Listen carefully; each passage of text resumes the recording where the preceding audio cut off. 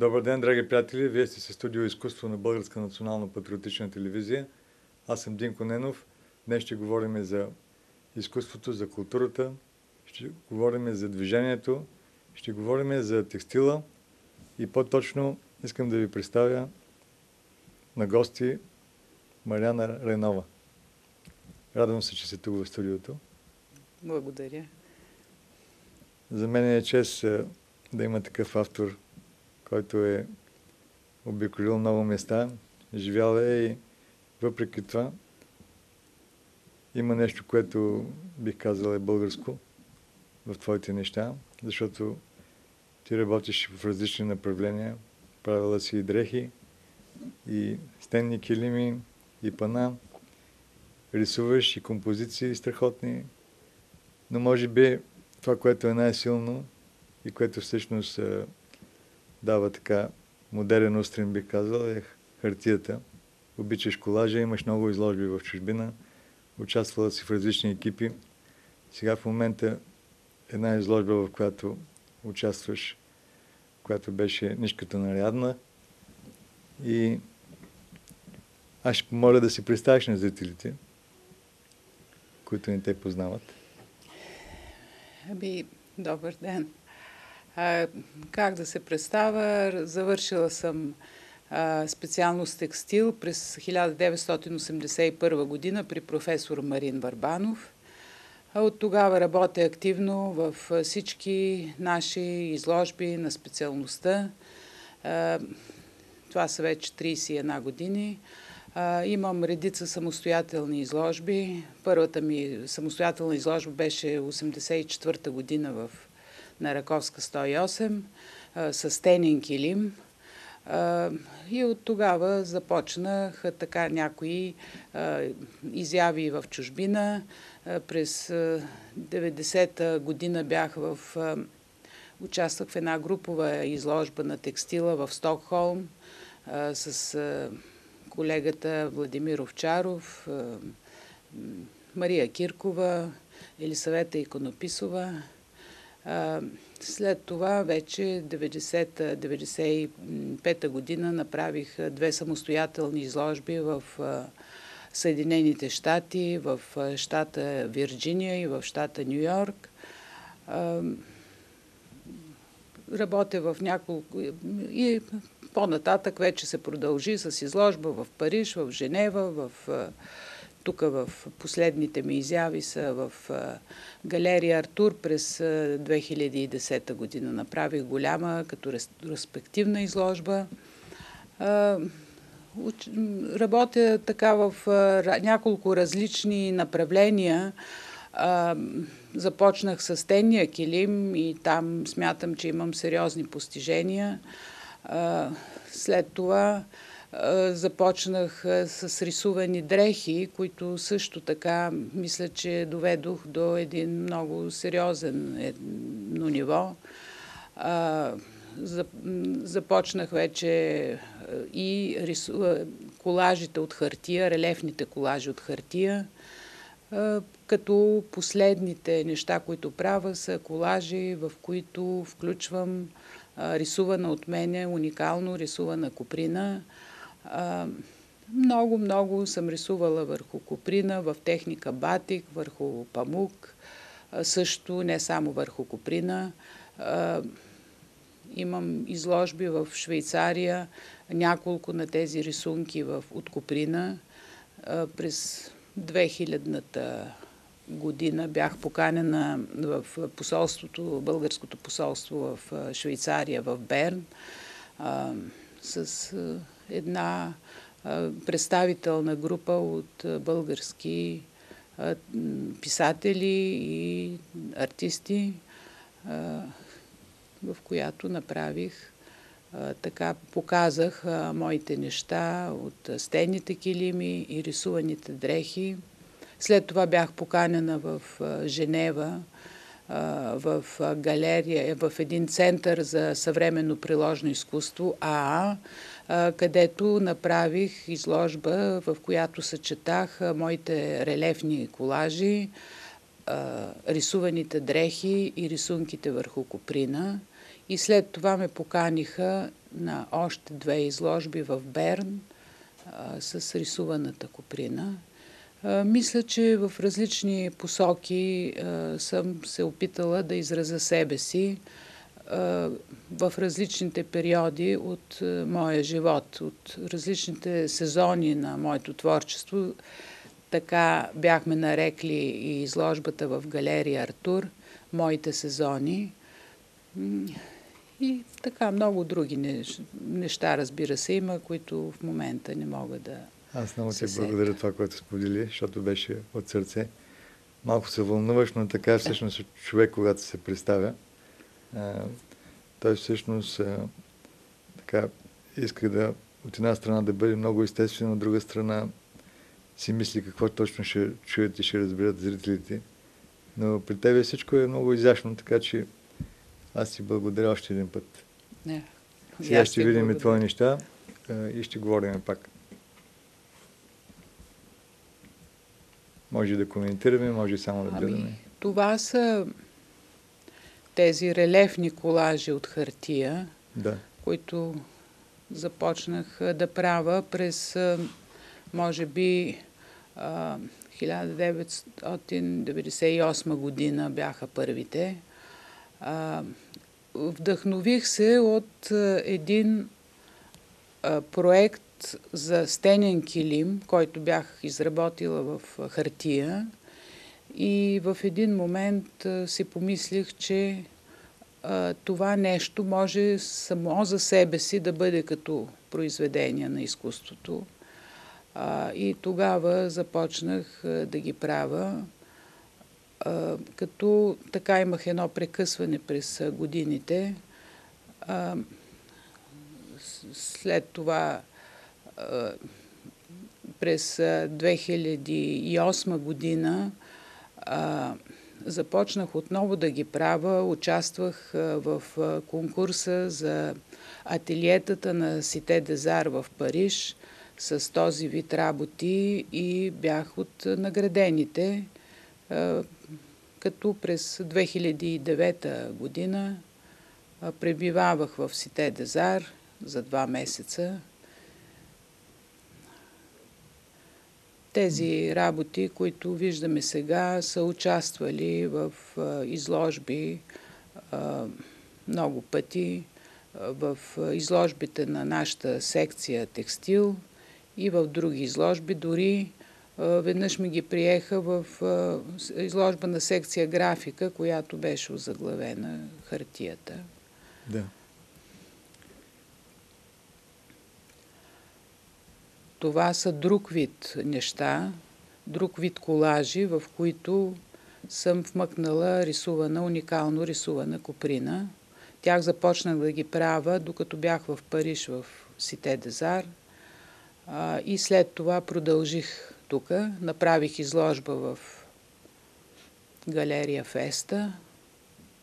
Тази работа се нарича "Парижка импресия" и е правена там.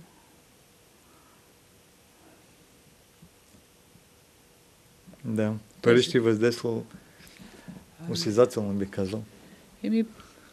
Париж е моя любим град. Аз преди това съм била 2 пъти в него. Но този път, това пребиваване, тези условия, в които бях, и тази изобщо позиция, в която бях поставена, както и всички ние, колегите, които отиваме там, в Сите Дезар, са просто прекрасни. И това беше може би, най-щастливите ми 2 месеца в живота. Да. Прекрасно се чувствах. Чувство за свобода и за много изкуство. Какво по-хубаво от това за един артист. Така е. Какво е експеримента за тебе? Ти всъщност експериментираш в най-различни посоки. Експериментът е бил необходимост за мене, защото аз като започна да работя в една тема, в една посока, гледам да я изчерпа така максимално за момента и след това вече ми става интересно да започна нещо друго. нещо, което ме провокира към друг вид мислене, което изразява някаква друга част от мене. И ми е било много интересно и аз съм ги съчетавала едновременно. Съм правила стенни килими, рисуваните дрехи, рисуваната коприна. И някак си съм имала нуждата от това. Сега вече малко по-трудно ми е така да съчетавам едновременно различни посоки на мислене. Забелязвам, че вече малко ме затруднява. Просто енергията ми е вече малко понамаляла. Но е било винаги много интересно за мене да започвам нови неща с нов начин на мислене.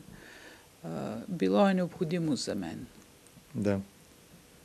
Аз реших така да озаглавя преданието движение, защото може би най-силно това, което виждам и в тебе, и в твоите неща, е движението, въпреки че ти самата обичаш много да се движиш и ходиш на различни места, което е един факт, че постоянно се зареждаш, а това, че казваш, че в момента не е толкова силно, напротив, то е силно, но може би е концентрирано в отделни области.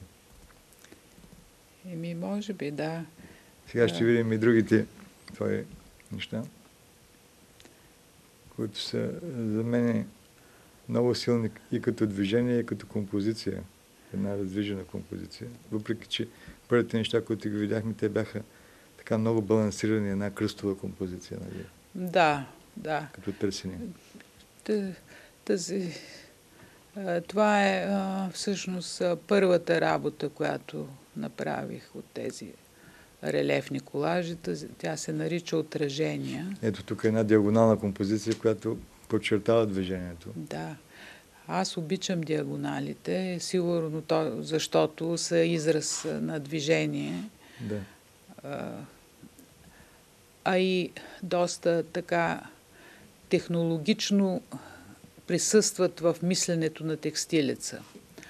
Сега искам да кажа, че тези релефни колажи всъщност наистина биха могли да се изпълнат и като в текстилна техника, да бъдат изтъкани, но това е така нереално и не съм ги правила за това, но технологично те могат да бъдат изпълнени и в тъкан. С тази същата пластика, която има. Да. Много е сложно. То е за някой друг живот. Не е за тоя. Но така съм се помъчила да... Ето тази работа участвах в този 8-ми международен салон на колажа в Париж през 2001 година, където бяхме поканени 8 души, гости, почетни гости. Беше много интересно и много любопитно. Аз от всички поканени само аз отидох там на место, така се случи просто. И ми беше много интересно да видя работите на художници от цял свят в един прекрасен салон, танцовален салон, парижки от 1830 година. Да. Тази работа се нарича Градината на спомените.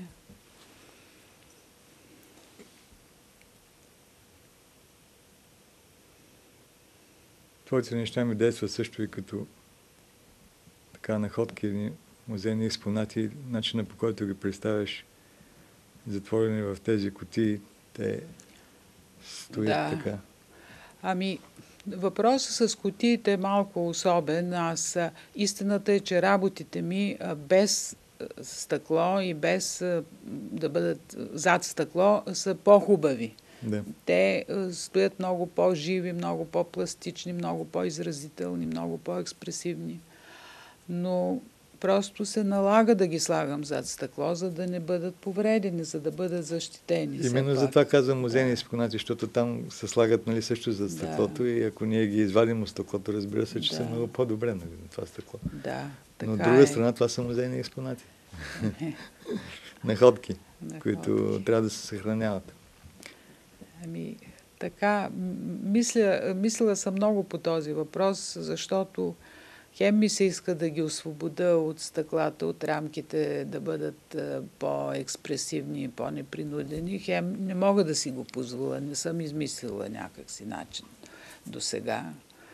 Пък и като пътуват за чужбина, пренасенето просто много почти невъзможно е да не бъдат защитени в тази кутия. Но като бях в 2009 година в Париж, ми направи впечатление, че такъв вид рамки, кутии, са страшно модерни и се използват за много работи. То отдавна това нещо съществува, но там го видях съвсем плоски работи, не релефни, се слагат в такива дълбоки кутии и някакво друго въздействие имат, такова някакво пространство се получава. Много ми беше интересно това да го видя и да го установя.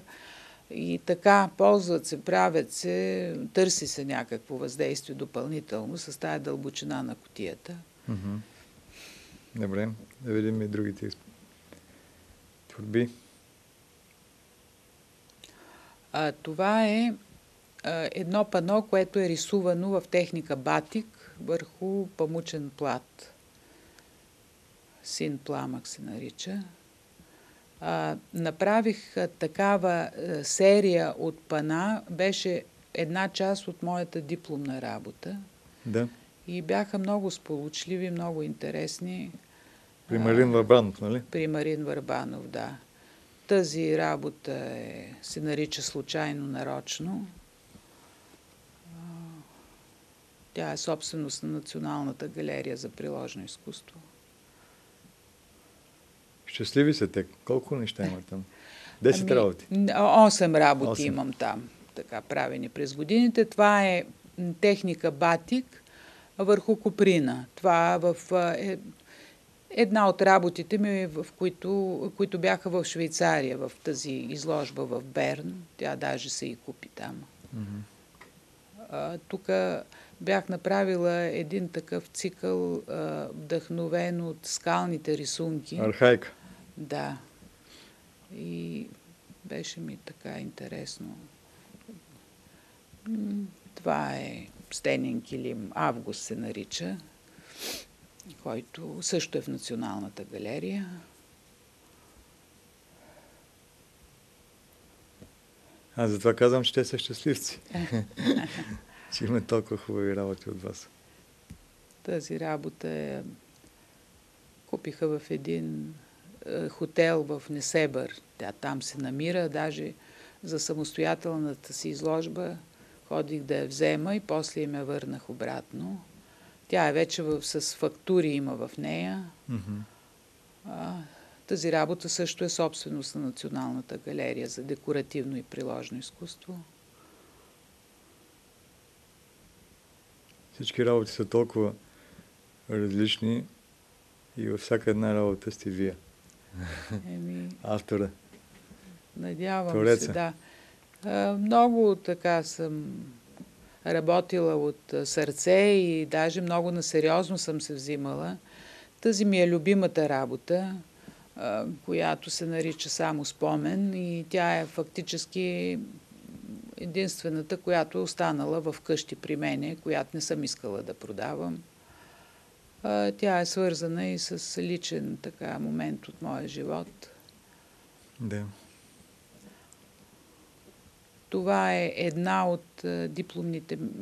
част от дипломната ми защита, една пластична работа.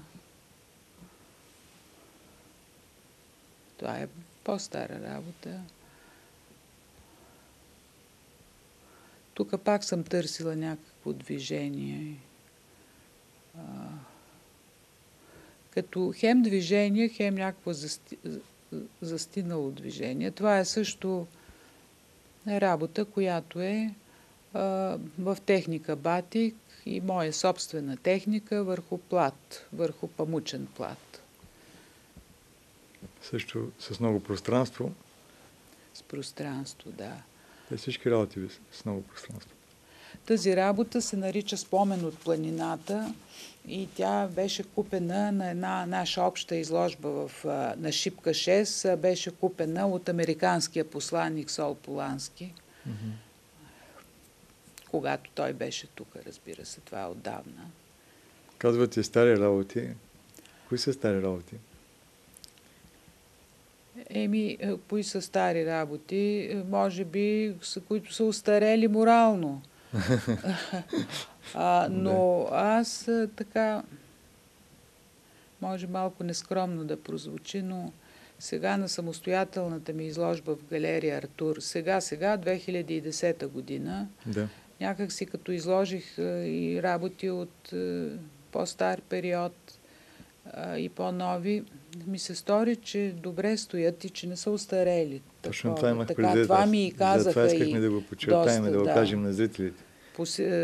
От мои посетители, които бяха, така ми го казаха и аз така се и почувствах. Наградата за архитект на годината на списание "Идеален дом" получи тази моя работа. Щастлив човек. Награда. Да. Сега тази ми работа се нарича "Песен 1", и тя е първата от няколко разработки на тази идея и на тази композиция и на този мотив. После ще видим вероятно и в другите снимки как съм я правила и в тъкан, и като релефен колаж. Ето, това е пък в тъкан. "Песен 2" се нарича. Аз съм от... Все едно виждам Родопите, Кадифяната планина Родопите. Да. Аз съм от стара фамилия Габровска. Дядо ми е направил, прадядо ми, първата текстилно-трикотажна фабрика в България е негова. Да. И аз вкъщи, въпреки че съм градски човек, имам много хубави черги от стари, от времето на баба ми. Прекрасни килимени черги. Да. Отраснала съм с тях и върху тях и явно това ми се е запечатало в съзнанието. Да, ти живееш с тези неща.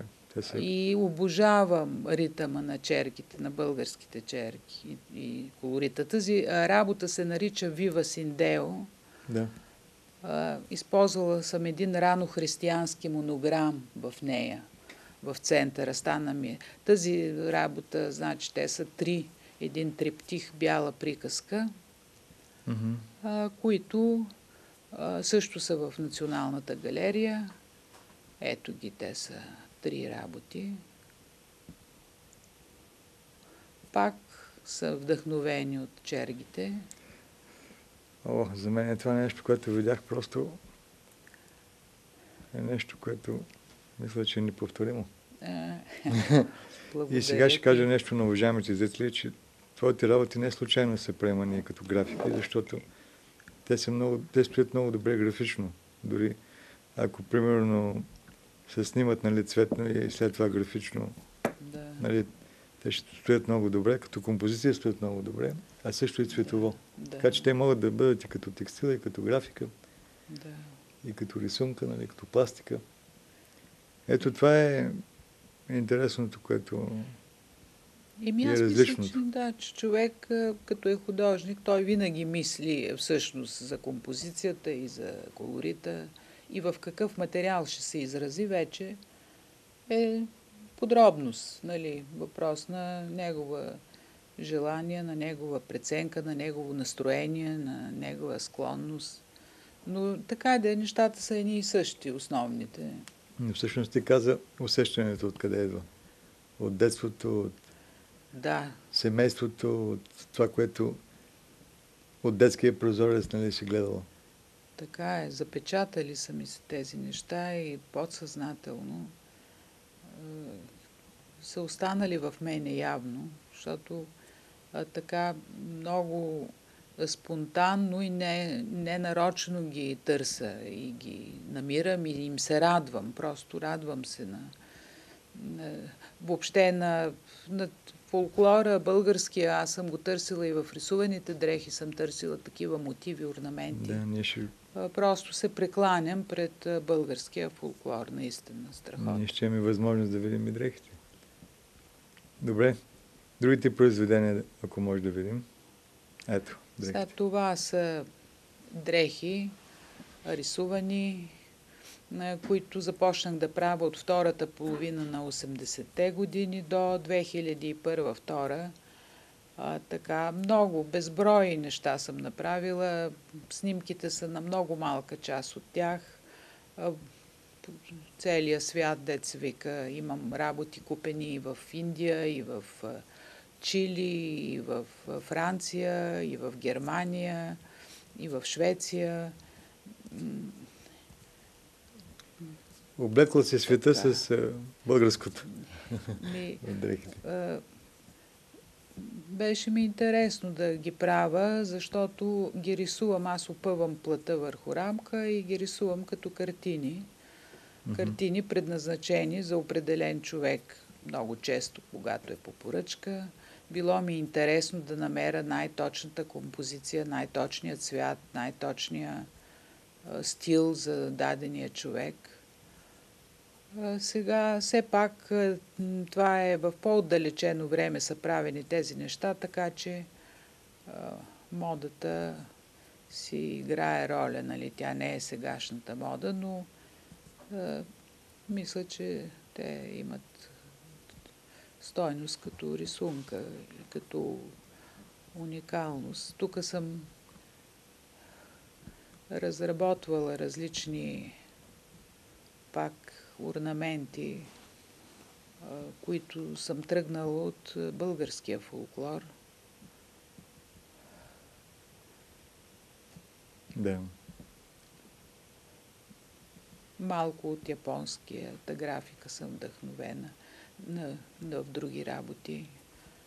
Това бяха снимки с манекен, които правиха, за да ме представят в едно английско списание, но нещо се провали в крайна сметка и не стана за там. Но пък тук неколкократно са ме представили в наш дом, в Идеален дом, и в други списания. И така бяха наречени дрехи картини моите работи. И аз наистина ги рисувам като картини. След това вече ушиването допълнително.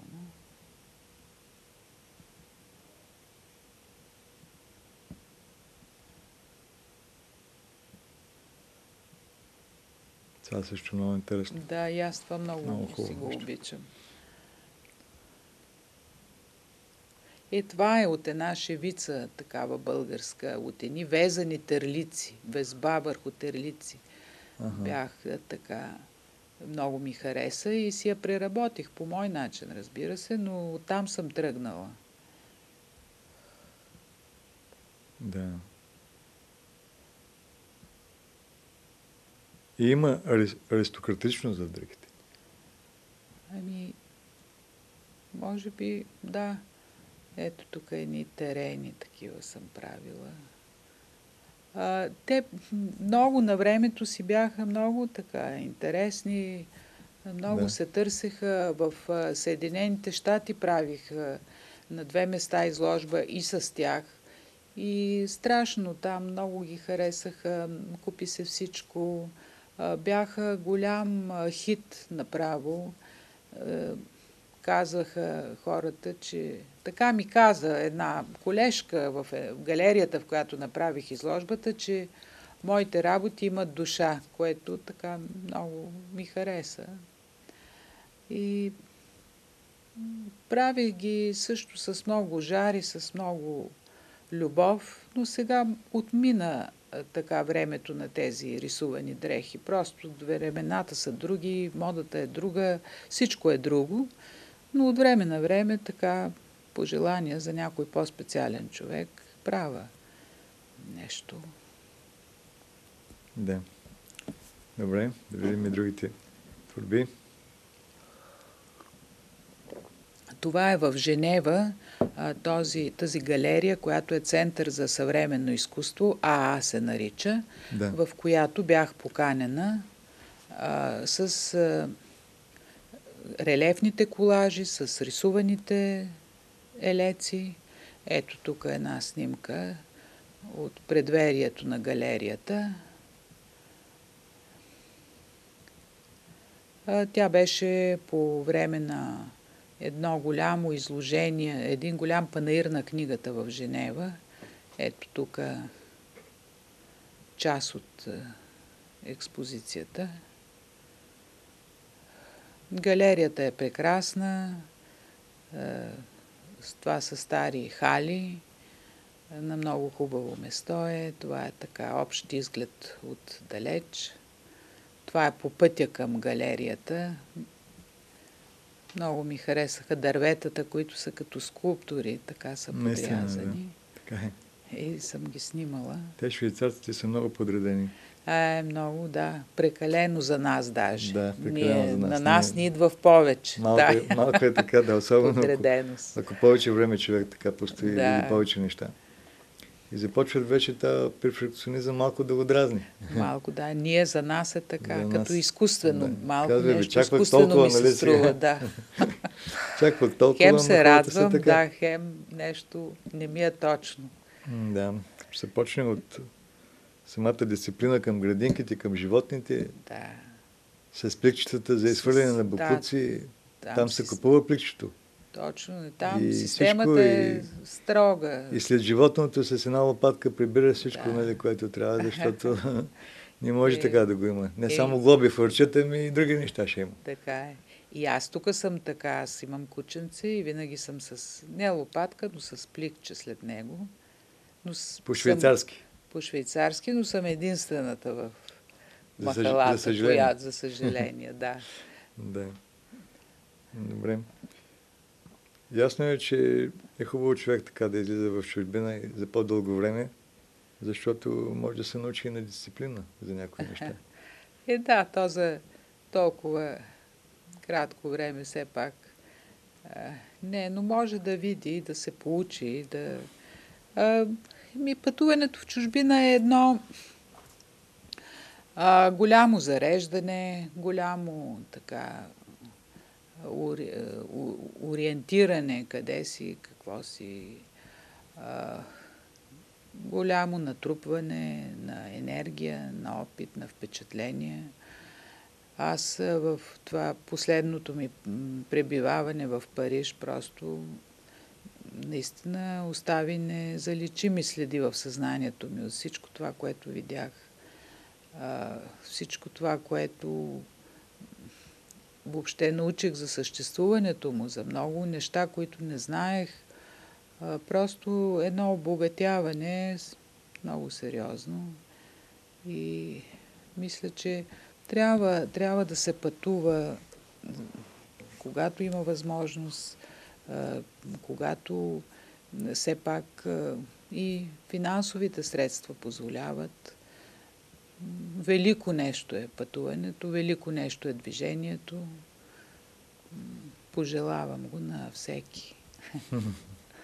Да, благодаря за това, което сподели. Сега ще видим и другите твои творби. Сега това е от участието ми в 2001 година в Международен салон на колажа в Париж. Там слона виждам. Това е работата на Георги Божилов, слона, светла му памет. Да. Сред работите има и работа на Йордан Парушев и на него светла му памет. Да. Големи художници. Това е с организатора на салона на колажа и един друг колега пред моята работа.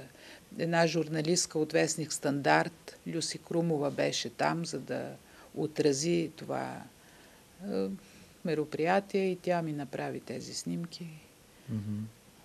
После имаше така в пресата материали по повод на тази изява на 8 българи бяхме поканени като почетни членове. То иначе е платено участието в този салон на колажа. Ето тук се виждат 8-те работи на българските автори. За съжаление, от много такъв общ план и не съм ги снимала по-отделно. Това е салона, в който се състоя салона на колажа. Той е един стар парижки танцовален салон с много красива архитектура, очарователен, от 1830 година.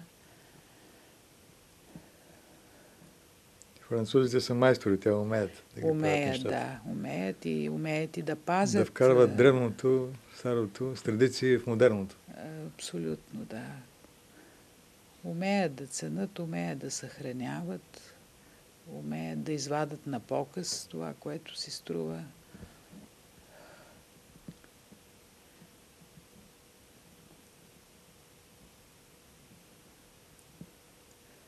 И отново Париж.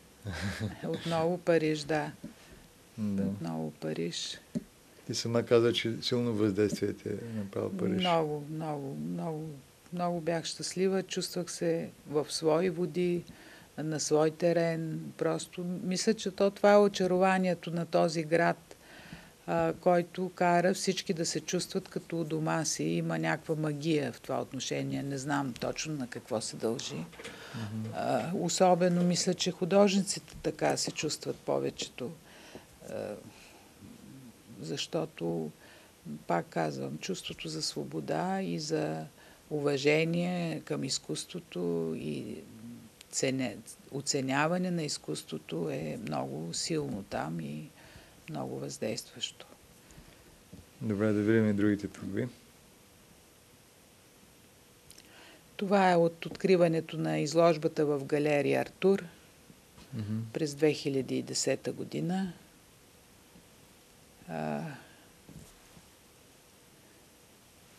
Тя съвпадна и беше включена в тържествата по повод годишнина от рождението на Марин Върбанов и също така от създаването на специалност текстил.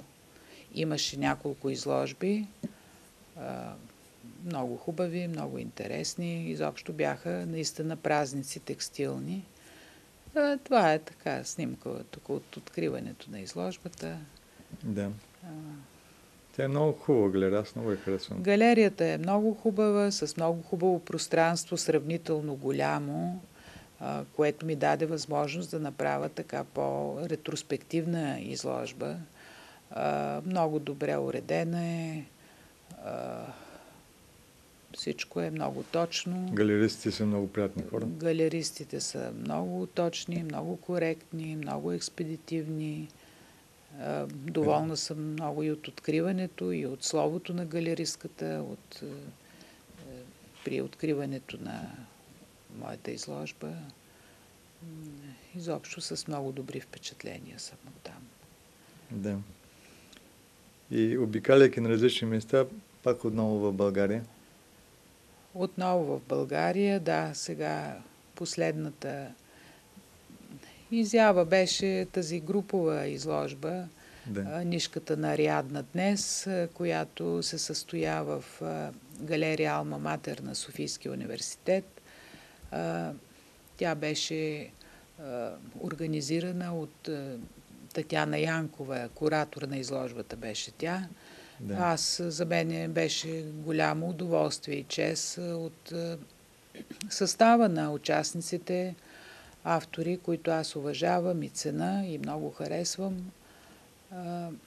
И професор Ани Бояджиева, Лаура Димитрова, Аделина Поп-Неделева, Златка Андреева, Мария Киркова, младите колежки Яна Петкова и Магдалена Николова, Цвета Явашева. Изобщо мисля, че се получи една много естетска, много сериозна изложба и мисля, че така запълни и обогати живота на Софийския университет за тези 2 седмици, разбира се, в които... Да, ние направихме предаване с Татяна и Лаура, говорихме, така че зрителите могат да видят в предаването за изкуство, който иска от тази изложба.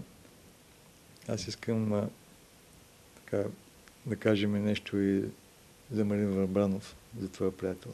така да му дадем почет. Да. Ами, Марин Върбанов беше едно голямо вдъхновение за нас. Когато започнахме първи курс, той беше започнахме с него, след това той замина за Париж и идваше от време на време при нас, което беше, самия той беше страхотно зареден, в страхотен подем и много, много, много енергия носеше самия той. Изключително ценни съвети и забележки съм получила от него, както и всички колеги. Неща, които помня и до днес. Много обогатяващ контакт на една много творческа личност. Освен това, той беше така много толерантен, много елегантен в отношенията си, въпреки това не му пречеше да бъде строг и да бъде твърд, когато е настроен критично. Но контакта с него беше голямо удоволствие и голямо зареждане, провокиране към интересно мислене, към необичайни решения. Просто мисля, че беше голям късмет това, че попаднах при него. Въпреки, че 2 години, когато той беше в Париж, ни водеше Мара Йосифова, която също аз уважавам като автор и която също ни даде така своето виждане пък в други посоки. Но с Марин Върбанов беше забележителна срещата и аз съм щастлива, че бях предпоследния му випуск. Всъщност, след нас още един и вече той замина за Китай. Да. И така. Аз много ти благодаря, че сподели така душевно нещата, както самата си ти. И винаги можеш да дойдеш да споделиш нещо, което искаш тук в студиото, студио изкуство на телевизията. Радвам се още един път. Благодаря на уважаемите зрители, че днес бяха тук в студио изкуство и с нас, с госпожа Ренова и с мен Динко Ненов. Гледайте нашите предавания от понеделник до петък от 9 часа. До нови срещи!